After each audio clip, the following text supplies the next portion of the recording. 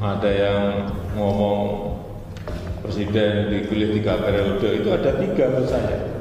Satu, ingin menampar muka saya, ya.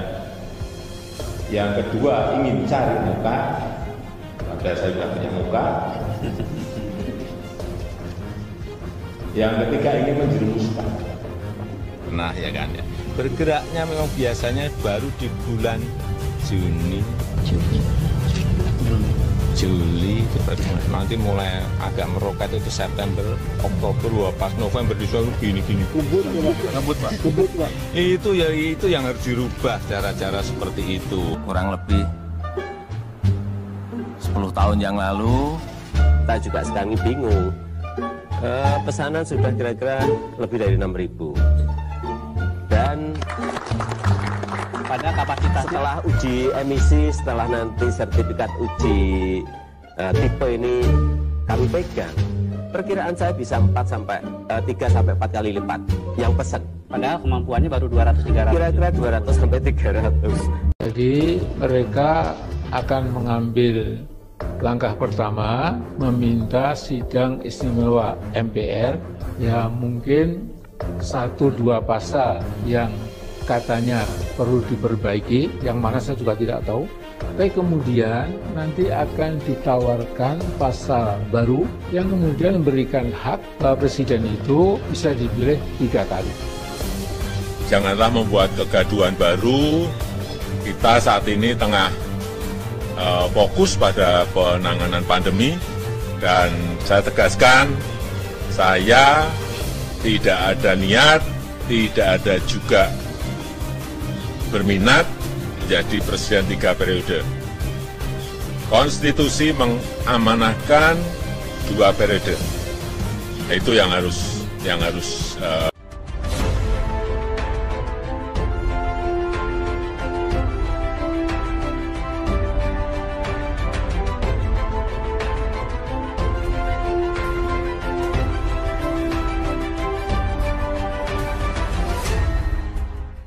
Tonton video ini sampai selesai agar Anda tidak gagal paham.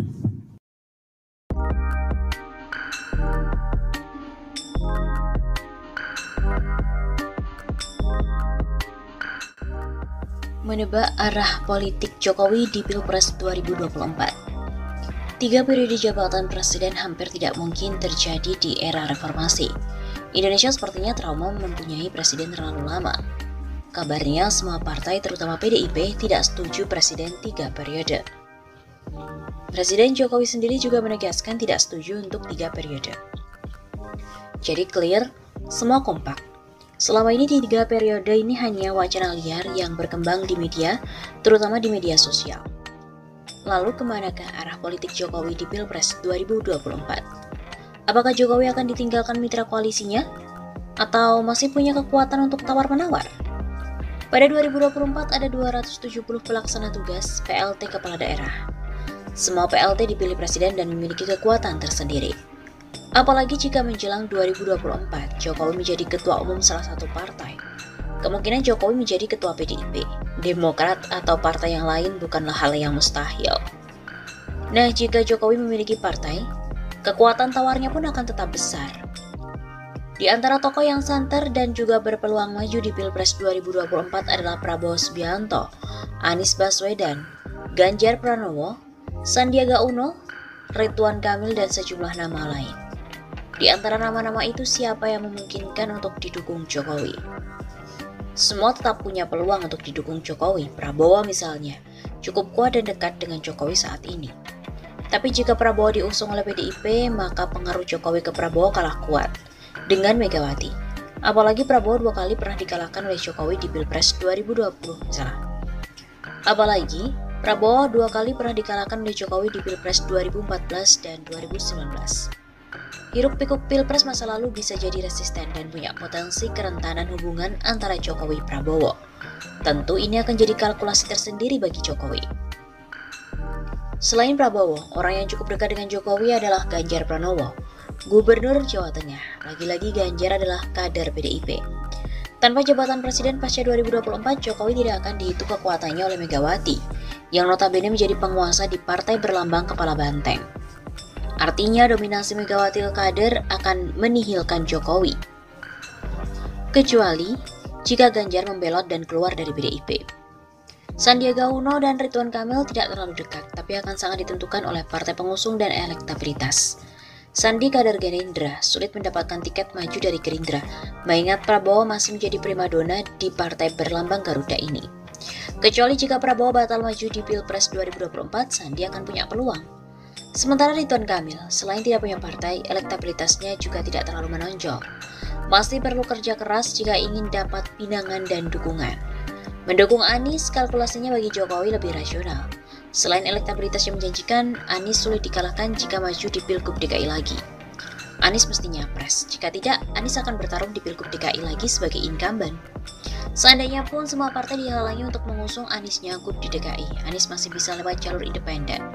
Di DKI, elektabilitas Anies tidak tertandingi. Akan sulit bagi siapapun untuk mengalahkan Anies di Pilgub DKI 2024. Incumbent, prestasi cukup banyak dan populer, serta fanatisme pemilih sangat kuat. Soal ini, analis dan juga surveyor politik paham datanya. Jika Jokowi berniat membawa putra sulungnya Gibran Rakabuming ke Jakarta, mesti menghindari lawan Anies. Masih terlalu berat dan tidak tepat waktu. Untuk menghindari lawan Anies, di Pilgub DKI, Anies mesti dicapreskan. Jokowi dukung Anies ini akan jadi win-win solution. Pertama, keduanya pernah punya sejarah kedekatan yang bisa direkatkan lagi. Kedua, rekonsiliasi bangsa ini akan bisa dijahit kembali. Anies punya karakter merangkul dan bersinergi dengan semua bangsa. Ketiga, Anies tipe orang yang di dalam dirinya tidak ada kosakata balas dendam. Siapapun akan nyaman dan aman bersama Anies.